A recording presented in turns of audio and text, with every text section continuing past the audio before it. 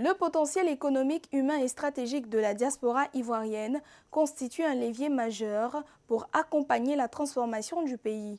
Dans cet entretien exclusif pour Africa 24, Dr Karamoko Gaoussou, directeur général des Ivoiriens de l'extérieur, revient sur les actions engagées pour faciliter l'investissement, renforcer l'accompagnement et consolider le lien avec les ressortissants à l'étranger. Dr Karamoko Gaoussou, bienvenue sur Africa 24. Le Forum Diaspora Fort Grove a constitué un temps fort de mobilisation de la diaspora.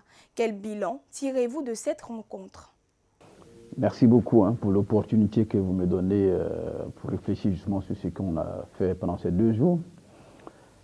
Il faut noter beaucoup d'aspects sur ce forum qui a eu lieu ici à Paris, ces 2 jours, 26-27 juin 2026. Le premier élément qu'il faut regarder, c'est le fait que l'écosystème d'un pays se déplace vers sa diaspora.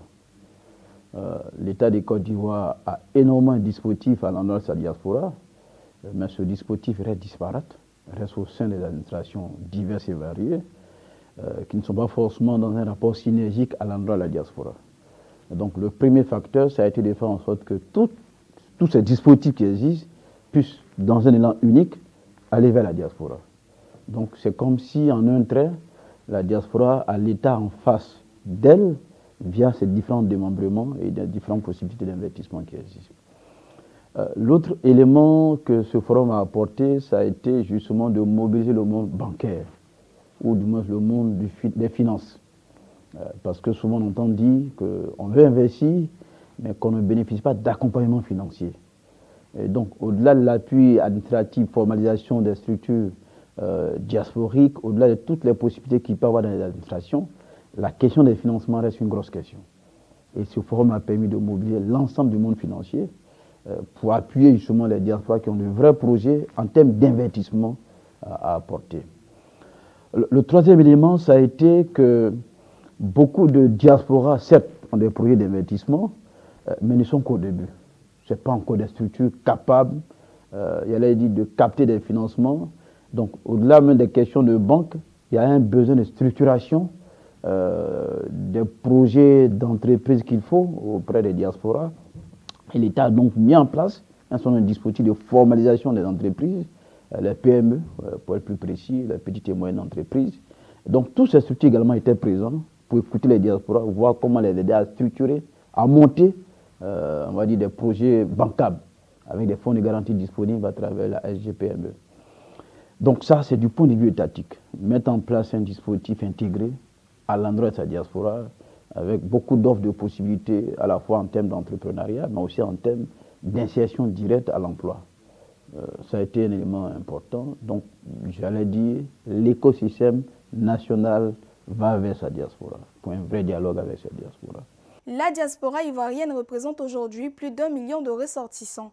Quel est son poids réel dans le développement économique et social du pays? Le poids des Ivoiriens à l'étranger, si on raisonne en termes de transfert financier, c'est déjà quasiment 1,5% du PIB. Alors quand on dit 1,5%, ça peut paraître minime, mais c'est énormément de flux financiers qui partent des diasporas vers la Côte d'Ivoire. Sauf que ces flux financiers vont essentiellement dans des activités domestiques, dans des besoins sociaux des familles. Donc ce n'est pas des flux financiers qui vont réellement vers l'investissement productif. Et donc le grand message, c'est de leur dire qu'aujourd'hui, la Côte d'Ivoire est un stade où c'est un pays qui fait énormément de progrès, où beaucoup de bailleurs viennent de différents pays. Il est temps que notre diaspora soit aussi, ou soit davantage, parce qu'elle y est déjà, il faut l'avouer, mais soit davantage une diaspora qui vient pour investir. Et donc qui capte des besoins d'investissement dans des possibilités d'investissement financier ou même d'investissement productif, de création d'entreprises ou d'emplois. Et ce langage-là, toutes les structures publiques, tous les ministères possibles l'ont tenu. Pourquoi on voit bien que dans chaque ministère, il y a des possibilités d'investissement. Il y a des possibilités d'accompagnement par ces ministères-là des diasporas. Donc en termes de potentiel, c'est une diaspora qui regorge énormément de possibilités financières. Mais au-delà de la possibilité financière, qui regorge de beaucoup de compétences, beaucoup de talents. On a fait une étude ici l'année dernière, il y a disons 1 ou 2 ans, qu'on a appelée Angora, qui a permis de faire une cartographie des compétences ivoiriennes en France. Et je vous dis que dans cette étude, quand on prend l'ingénierie, il y en a tellement. Quand on prend le secteur du numérique, c'est encore beaucoup de compétences. Donc, dans tous les secteurs, vous trouvez des gens hautement qualifiés.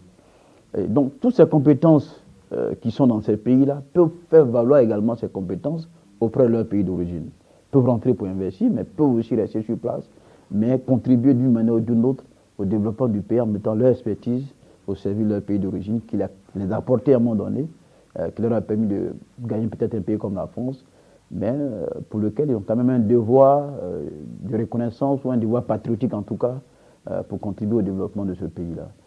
Donc en termes de compétences, en termes de ressources financières, en termes même d'expertise tout court, c'est une diaspora qui compte beaucoup. Et on peut évaluer déjà leur contribution pendant la Covid. Après la Covid, les diasporas ont beaucoup soutenu le pays par des mobilisations de ressources pour aider les gens qui étaient en situation de difficulté. Et donc, en regard de tout ça, c'est une diaspora qu'il faut encourager, qu'il faut accompagner, qu'il faut soutenir, en mettant davantage à sa disposition des leviers concrets d'investissement et de développement. Les transferts financiers atteignent des niveaux importants chaque année. Quelle stratégie mettez-vous en œuvre pour les orienter vers des projets durables? Il y a énormément de stratégies. Il y a énormément de stratégies. La première stratégie, et ça c'est capital, ça peut peut-être paraître simple, mais ce n'est pas simple en réalité, c'est la bonne information. Beaucoup de diasporas pêchent par le déficit d'information. Beaucoup font beaucoup de parcours et puis après se rendent compte qu'on s'est trompé de chemin parce qu'on n'avait pas la bonne information. Nos pays ont des contextes qui sont forcément différents des contextes d'ici, par exemple en France. Et donc, quand ces diasporas veulent investir et qu'ils n'ont pas la bonne information, qu'elles n'ont pas la bonne information, évidemment, ils ne peuvent pas bien investir. Donc, parmi les éléments stratégiques, il y a un projet important qui s'appelle le guichet unique des Ivoiriens de l'extérieur, qui est un projet qui permet de centraliser les informations à l'endroit de la diaspora, pour fluidifier l'information, mais des fois aussi ce qu'on appelle une corrélation entre ce dispositif digital dédié aux Ivoiriens de l'extérieur avec l'ensemble des dispositifs. Donc, il peut faire une redirection. Il y a une interopérabilité entre ce dispositif-là et l'ensemble des dispositifs qui existent dans les autres ministères. Donc, ça permet de centraliser la source d'information et donc de donner la bonne information. Ça, c'est un élément stratégique qui a été arrêté. L'autre élément stratégique, c'est qu'aujourd'hui, on est arrivé à mettre en place en Côte d'Ivoire ce qu'on appelle le Comité national de concertation sur la migration des Ivoiriens. Ce comité rassemble l'ensemble des acteurs. Donc il y a l'information, mais il y a l'interaction structurelle qui faisait un peu défaut quand même. Chacun a quelque chose à proposer, chacun propose quelque chose, mais la diaspora elle est diverse et variée, n'a pas forcément accès. Elle a accès à une séquence, elle n'a pas accès à l'autre. Donc comment on arrive à travailler ensemble pour avoir une voie unique de proposition? Ça aujourd'hui, c'est aussi un acquis que la diaspora peut capitaliser. Autre dispositif qui est destiné à la diaspora, c'est un projet qui s'appelle AENA, qui veut dire venez, revenez chez vous, venez investir en d'autres termes. C'est un dispositif qui vient comme un fonds de subvention. Le temps d'avoir un fonds, d'investissement réellement dédié à la diaspora, le projet de diaspora Bon, qui certainement va avoir le jour très bientôt. Avant ce fonds-là, il y a un fonds qui existe, qui s'appelle AENA, qui est un fonds dédié aux diasporas qui veulent investir dans les territoires. Pas vraiment dans les grandes villes, mais plutôt dans les territoires, qui sont les zones réelles d'origine de départ des Ivoiriens de l'extérieur. Donc c'est autant un dispositif qu'on peut lisser, qu'on peut présenter, et qu'on a d'ailleurs présenté aux diasporas, avec l'ensemble de l'écosystème ivoirien, pour qu'ils saisissent toutes les opportunités possibles en termes d'investissement, en termes d'insertion directe à l'emploi, en termes même de mobilisation de leurs compétences au service de notre administration et de tout ce qui existe en Côte d'Ivoire. Certains membres de la diaspora hésitent encore à investir après des expériences difficiles. Quel engagement pouvez-vous leur apporter aujourd'hui? Je crois que la réponse est structurelle en fait. La réponse est structurelle. Les échecs sont parfois liés au fait que les démarches ne sont pas structurelles. Les démarches sont parfois des démarches individuelles. J'ai fait confiance à un membre de ma famille, j'ai fait confiance à un ami, j'ai fait confiance à une tierce personne, Donc la seule garantie qu'il y avait, c'est la confiance en des personnes. Il faut sortir de cette démarche trop personnelle ou trop personnalisée pour entrer dans une démarche structurelle. Vous voulez investir, il y a des canaux officiels d'investissement qui existent. Vous voulez acheter une maison en Côte d'Ivoire, il y a des voies officielles. Donc sortir de l'informel, aller vers le formel. Donc sortir des démarches, j'allais dire, personnelles, il fallait plutôt vers les démarches structurelles. Et je crois que ce message a été attendu et c'est pour ça que toutes les structures étaient là ce matin et hier également. Le PND a été présenté à notre diaspora. Tous les dispositifs existants ont été présentés.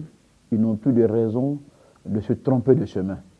Donc, ils veulent investir, les possibilités d'investissement existent. Le CPC est le guichet unique de création d'entreprises en Côte d'Ivoire. Il faut y passer. Les structures formelles sont là, à leur disposition. Docteur Karamoko Gaussou, merci d'avoir répondu aux questions d'Africa 24. Mesdames et messieurs, merci de votre fidélité. Vous pouvez retrouver l'intégralité de cette émission sur MyAfrica 24 ainsi que sur l'ensemble des plateformes Africa 24.